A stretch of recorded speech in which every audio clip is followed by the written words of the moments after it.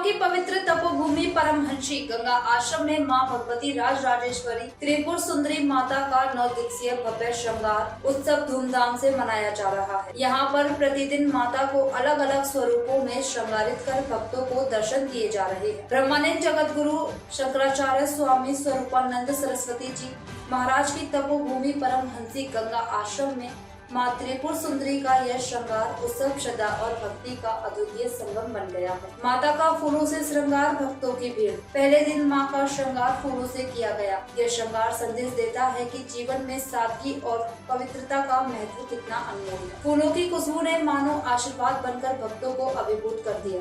दूसरे दिन मां भगवती का नव स्वरूप में श्रृंगार किया गया। यह स्वरूप संदेश देता है कि जीवन में परिवर्तन और नवोन्मेष का महत्व है। जैसे माँ के नव रूप में नवीनता है, वैसे ही हमें भी अपने विचारों में नयापन लाना चाहिए। तीसरे दिन माँ का श्रृंगार चूड़ियों से किया गया। यह श्रृंगार स्त्री शक्ति और उसकी असीम क्षमताओं का प्रतीक है। रंग बिरंगी चूड़ियों से सजी माँ की छवि ने सभी को स्त्रीत्व और सुंदरता का महत्व सिखाया है। यहाँ हर दिन के श्रृंगार में एक संदेश छिपा होता है। माँ त्रिपुर सुंदरी हमें न सिर्फ भक्ति का मार्ग दिखा रही है, बल्कि जीवन जीने का सही तरीका भी सिखा रही है। यहाँ आकर माता के दर्शन से अद्भुत शांति और आनंद की अनुभूति होती है। ऐसा लगता है मानो माता स्वयं हमें आशीर्वाद दे रही है। श्रृंगार महोत्सव में हजारों की संख्या में श्रद्धालु पहुँच रहे हैं और माता के दिव्य स्वरूप का दर्शन कर धन्य हो रही है। भक्तों का कहना है कि यहाँ आने से मानसिक शांति और सुख की प्राप्ति होती है। श्रृंगार उत्सव के आगामी दिनों में भी माता के विभिन्न रूपों में श्रृंगार किए जाएंगे। मां त्रिपुर सुंदरी का आशीर्वाद पाने के लिए दूर दूर से श्रद्धालु गोटेगांव की इस पावन तपोभूमि में पहुंच रहे हैं। ये साउथ इंडियन पैटर्न में ये मंदिर पूरे बने हुए हैं। हाँ। और हमारे परिवार के द्वारा ये पूरा निर्माण हुआ है। और अभी भी समाधि मंदिर और जितने भी अपने मंदिर मठ आश्रम है वो हमारे परिवार के द्वारा ही होता है। मतलब गुरु जी की ऐसी कृपा है।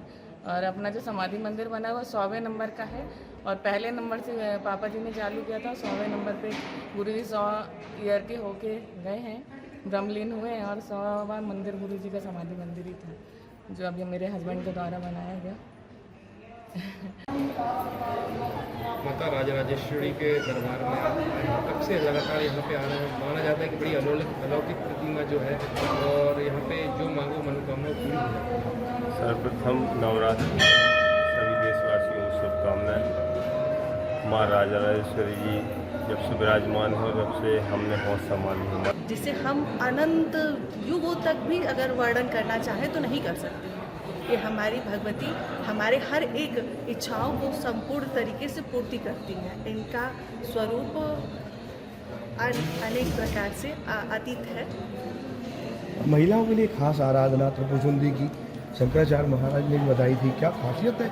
आप लोग श्रृंगार भी चढ़ाते हैं माता को?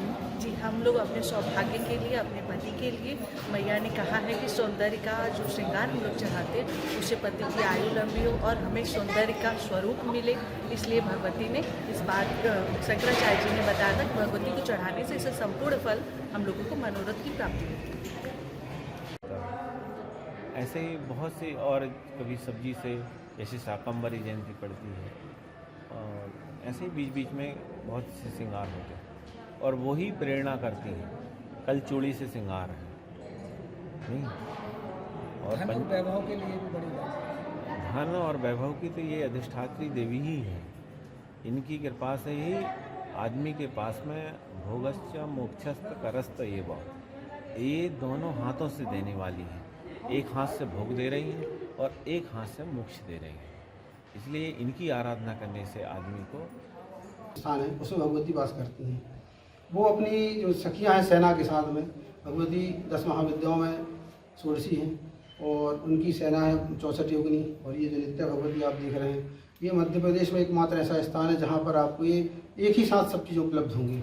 यहाँ पर आपको भगवती राजराजेश्वरी हैं, 64 योगिनी हैं, नित्य भगवती हैं, हनुमान जी हैं, कामेश्वर हैं, सिद्धेश्वर हैं, लोधेश्वर हैं और नवग्रह भी मिलेंगे आपको। तो ये महाराज श्री का एक विशाल दृष्टिकोण सोच ये था कि एक ऐसा आश्रम हो जहाँ व्यक्ति के लिए सब चीज़ें सरलता